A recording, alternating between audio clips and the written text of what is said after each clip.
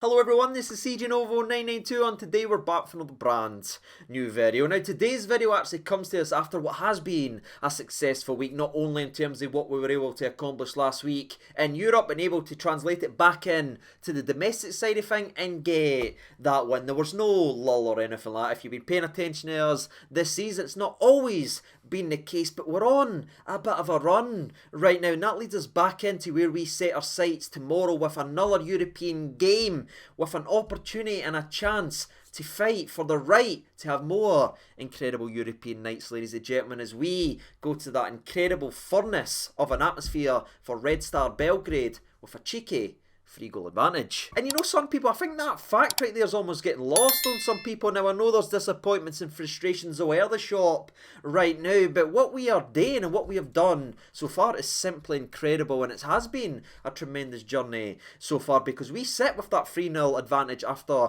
the first leg with an opportunity to reach the quarter-finals of a major European Cup competition, people. This isn't one of these wee Diddy Cups that was created just for the wee kids to go ahead and play. No, this is the one, people. These are the trophies you want to be amongst Europa and Champions League. That's the real European tournaments, and we have a chance to make it into the frickin' quarterfinals. And I've said chance there, people, because this tie is not over. I wish it was, people, but it is nowhere near over because tomorrow's dance partner gave us more than enough scares and shined enough warning signs directly into the old eyelids to show that they've got a bit in the locker and this tie's not over. And you know, something we've said on the channel for many years, one of the main reasons why we still do the recaps the way we do, I know vlogs and everything like that, the age these days and that, but I like sitting and doing what we do, me and thee, because a scoreline doesn't ever tell you the full story of a game, and we like to break it down, we like to go into detail. And I think if you look at last week's game, Rangers 3, Red Star 0,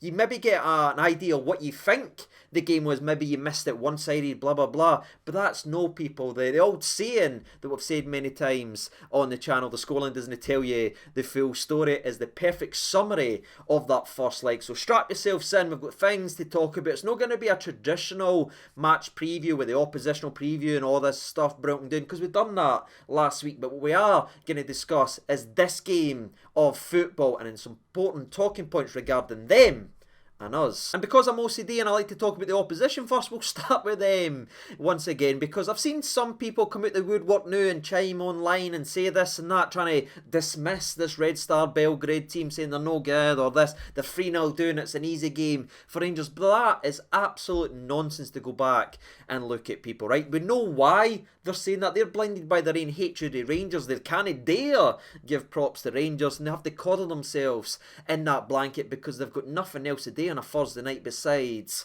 watching Corey, right? So we'll put them to one side and ignore all that nonsense trying to talk down this game, hoping for them to actually come back and bite Rangers so they can make more of a sensational story of it. No, this is a very good football team. Before we put 3 by them, the last team to beat this team that we play tomorrow by more than 2 goals was Bayern Munich in 2019, and they're no bad at football. So the fact that we're the next team after the likes of Bayern Munich, who they had cutting about in 2019, deserves a lot more respect. But my respect also goes for the opposition, because if you think back to last week and you think back to the last time we played them for 94 minutes, I think it was almost a game of inches in a lot of way. You're looking at Red Star, what they brought to the table and how they challenged us and how they went after us. I mean, Kanga hit one of the best shots I've seen in a very long time. That went that way, it curved back in that way, it dipped, it hit the underside of the bar, but somehow, some way, it just hit the right part of the bar to bounce this way. No, to bounce this way. Then you've got the 3 goals that they've actually scored already, because that's the job that they need to do. They need to score at least 3 tomorrow, and they did that last week. Now thankfully VAR was in check, and so was the linesman, because every single decision was right. But again, it was inches, some of these ones, despite VAR obviously getting it right. And then you've got the penalty miss, and I hate saying penalty miss, people, and I think the way this has been reported is very disrespectful to Alan McGregor, because this isn't a penalty miss, that is a penalty save. Can we start correcting the terminology, people, because not only was that a save, it was one of the best penalty saves I've ever seen. But you're hearing all this and you're hearing all these chances. That is the warning signs that we mentioned earlier on in today's video. Not one of those Rangers players, not one of the management and coaching staff or anything like that will be going into this game with arrogance, because we saw what this team is and we saw that they more than played their part in what was a fantastic spectacle last frickin' weekend. Speaking of playing their part, by the way, how did they respond to that loss to Rangers? Did they limp into the next game? Did they rotate to freshen up the squad? Well, the latter was a real surprise to me, because I thought they would have made some more changes given the mountain that they need to climb tomorrow versus Rangers, but they didn't, people. That was the majority starters that always plays every single week for them. The only one that was really rotated or rested was that man Kanga, who obviously rattled the bar, and maybe they had to go ahead and play their strongest team, because what they were able to do and how they responded from that loss to Rangers was actually falling behind early, but then having a spirited comeback that saw them come back and win the game 2-1 and take the top spot in the frickin' league. Remember, they were second previously. Now they're the top, and the fact that they were able to come back in that way, they'll be hoping for a dirty double in terms of comebacks this week. I just hope and I pray they've got other comebacks at their system. But that's all really good to say about Red Star Belgrade for today's video. I'm not going to sit here and repeat how they set up and how they play. We saw it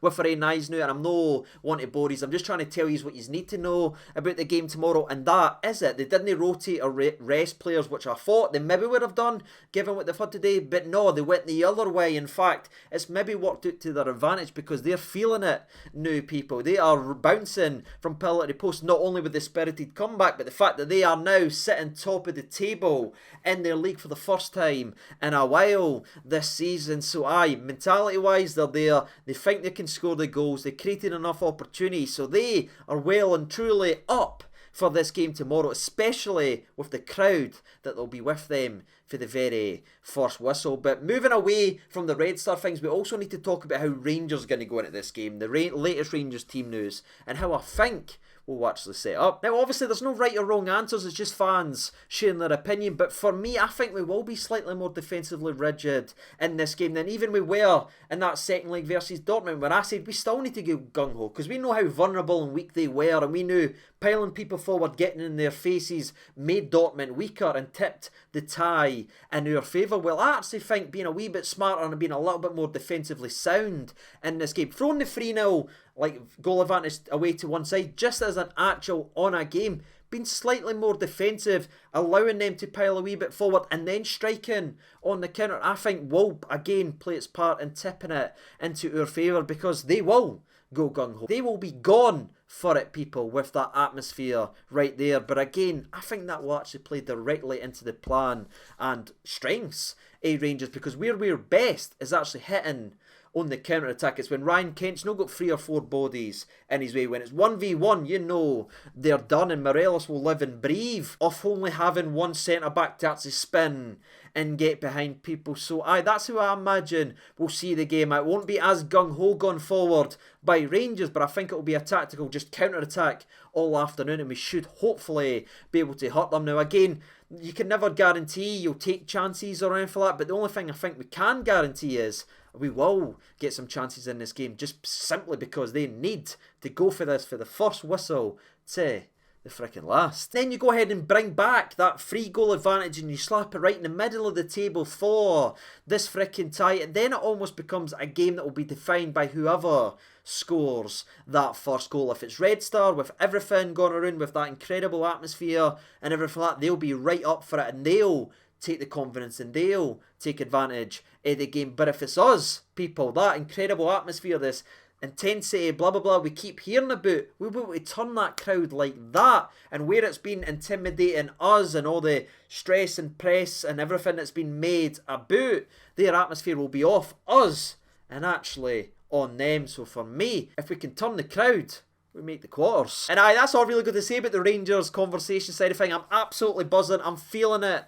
right now, people. To wrap up the actual video though, with not only the prediction, which we'll do in a minute, with some latest Rangers team news. Of course, Phil Hollander will be missing the game because he's not part of the European registration. And the only 2 players that's actually officially ruled out of this game tomorrow is our boy Hadji and Stephen Davis which is a little bit disappointing. I would love some information on what's actually wrong with Stevie Davis, because of course he's been called up for Northern Ireland, but he's listed as injured, and I know they could call him up and then have him withdraw if he's not fit enough to play, but it's just a very confusing situation. I would love to know exactly what's wrong with our boy, but that's just me putting it to that side because I love the actual guy. But that's the latest team news, people. That's the conversations, that's the discussion about Red Star Belgrade. The last thing we need to do before we wrap up and get out of here is to try to predict one more frickin' time, people. So does the European dream continue, or does it end in what will be an incredible atmosphere at Red Star Belgrade? What you think, and let me know down there in the comment section below. We should hopefully go on ahead and do that.